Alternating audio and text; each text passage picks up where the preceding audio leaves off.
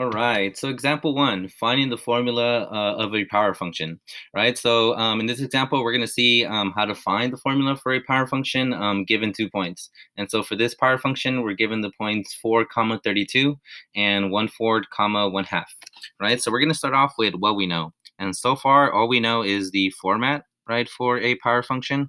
We have f of x is equal to k times x to the power of p, right? And we're given 2 points, so we can set up two expressions using those points, right? Using the first point, when x is equal to 4, right?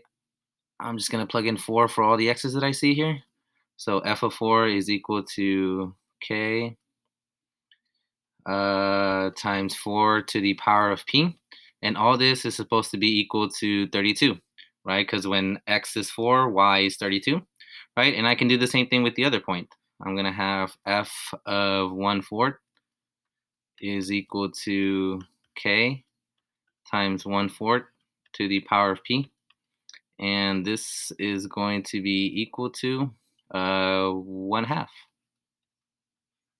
All right, and now I have two expressions that I can use to solve for the values of k and p. And the way that we're going to do that is by dividing these two.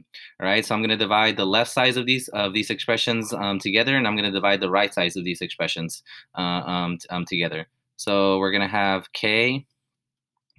We're going to have k 4 to the power of p is equal to 32, and this is going to be divided by k to the power, or k times 1/4 to the power of p, right? And on the right side, it's going to be divided by 1/2. So we're gonna have this here, right? And then we can see that for the left side, these k's are going to cancel each other out, and we're going to be left with this 4 parentheses to the power of p divided by 1/4 to the power of p is equal to, and then 32 divided by 1/2, that is 64, right? So then I have this expression. Cool. And so now we're getting somewhere because I was able to cancel out one of the unknown variables, and now I have one equation with one unknown variable, and I can solve this. All right. And so I'm just gonna bring this down over here. Right, and so since both of these base numbers are raised to the power of p, right, I can rewrite this expression like this. All right, it's a little trick, right? So I'm gonna have instead of two parentheses, I'm gonna put it all under one big parenthesis. So I'm gonna have 4 divided by 1/4, right, all to the power of p, right? And this is gonna be equal to 64. 4 divided by 1/4 is 16. So this is going to be 16 to the power of p is equal to 64, right? And then how do I solve this, right? Using logs, right? So I'm going to take the logs of both sides, and then using my properties of logs, since I have this in the exponent part, I'm going to bring it to the front, right? Because I'll rewrite it. It's going to be log of 16 to the power of p is equal to log of 64, right? And if you remember your properties of logs, we can bring this to the front. And so I'm gonna have p times log of 16 is equal to log of 64.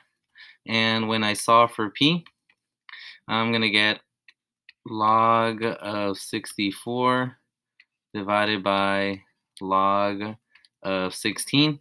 And when you guys put this into your calculator, you should get 1.5. So p is equal to 1.5, or if you want, you can leave it as a fraction, 3/2. Cool. So we found the value of p.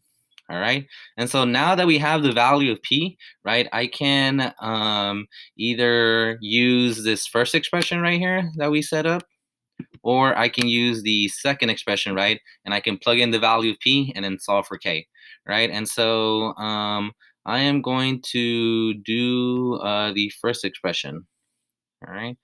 Let me move this a little bit down so I have more space.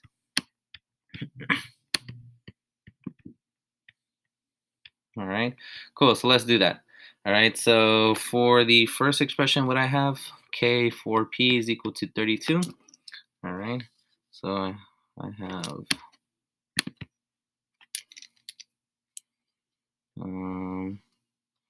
okay, 4. I know what P is now is 3/2 is equal to, and I think we said 32. And so when I solve for K, I'm going to get that K is equal to 32 divided by 4 to the power of 3/2. And at the end, I'm going to get that K is equal to, not sure. 4, 8, 32. I think it's 4. Let's see. If my math is correct, let's see. This, I believe this would be written as 4 to the power, the square root of 4 to the power of 3.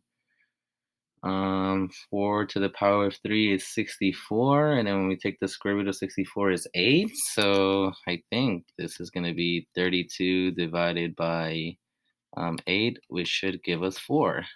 So K is equal to 4, right? And so once we put everything together, right, we're going to have that this formula is f of x is equal to 4x to the power of 3/2. Boom, and that is our formula.